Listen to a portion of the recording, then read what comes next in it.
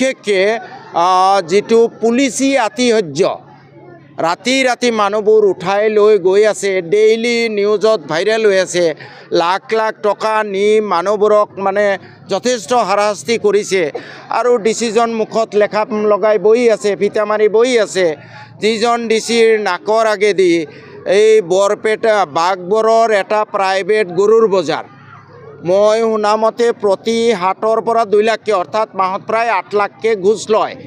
ইয়াতে নিশ্চয় ডিচিও তাৰে অংশ পায়, নহ'লে প্ৰাইভেট গৰু বজাৰ কেনেকৈ চলে? পঞ্চায়ত আইন মতে no' private cattle market is allowed, it is illegal as per cattle preservation act. Before running a cattle market there should be a licence. The Baghbar private cattle market does not have a licence. তেনে ক্ষেত্ৰত এই ৰোহনজাৰ নাকৰ আগত কেনেকৈ বাঘবৰত এই বৰপেটা জিলাত এটা ডাঙৰ দুৰ্নীতি হৈ আছে। যদি মাহেকত 8 লাখ টকা গুচেই দিয়ে তেতিয়াহ'লে চৰকাৰী ৰেভিনিউ কিমান লছ হৈ আছে, তাত কিমান ইনকাম হয়? আজি প্ৰায় 2 বছৰ হৈ আছে, বিভিন্ন উপায়ুক্তক কৈও নোৱাৰিলোঁ। এই ডিচিজন অহাৰ পিছতো কৈছিলোঁ যে আপুনি আহিছে বাঘবৰৰ এই গৰু বজাৰটো চৰকাৰীভাৱে পৰিচালনা কৰাৰ ব্যৱস্থা কৰক, চৰকাৰে কোটি কোটি টকা ৰাজহ পাব। কিন্তু কি যাদুকৰী দণ্ড আছে মই নাজানো, বাঘবৰ গৰু বজাৰখন লৈহে তেওঁলোকে ব্যস্ত, তাৰ কমিশ্যন লৈহে ব্যস্ত।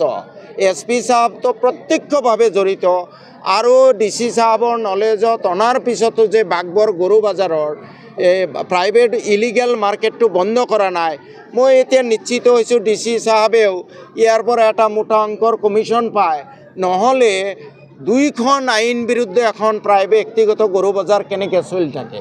গতিকে প্ৰশাসনৰ পৰা আৰু সেই DC আপোনালোকৰ শিক্ষক নিযুক্তি দিব, এইবোৰ আশা কৰি লাভ নাই ভাই। নিজেই নিজৰ ভাগ্যৰ গৰাকী হ'ব লাগিব, নিজেই নিজৰ অৱস্থাৰ পৰিৱৰ্তনৰ কাৰণে চেষ্টা কৰিব লাগিব।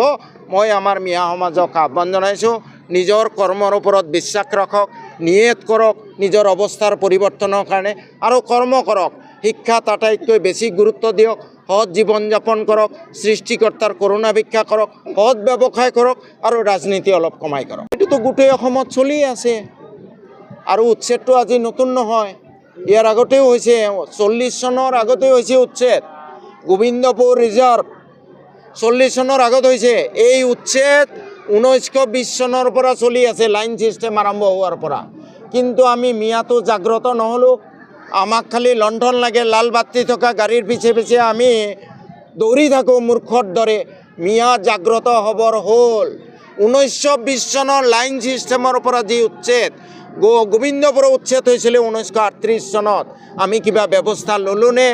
আজিলৈ আমাৰ যি বাপদাদাৰ দল তাৰ বিধায়কবোৰে এই উচ্ছেদৰ বিৰুদ্ধে এটা টু শব্দ ক'ব নোৱাৰে।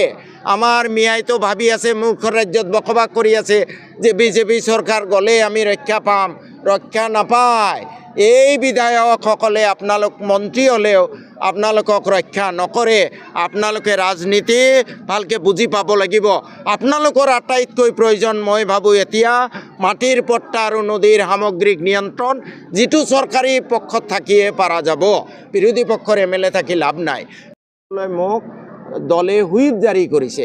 গতিকে মিয়া জাগ্ৰত হওক, ৰাজনৈতিকভাৱে সচেতন হওক, দলমত নিৰ্বিশেষে যিজনৰ এই সমাজৰ প্ৰতি দায়বদ্ধতা আছে, যিজনে নিজৰ জীৱনক তুচ্ছ কৰিও এই ৰাইজৰ সমূহীয়া সমস্যা সমাধান কৰে, তেওঁকহে নিৰ্বাচিত কৰক।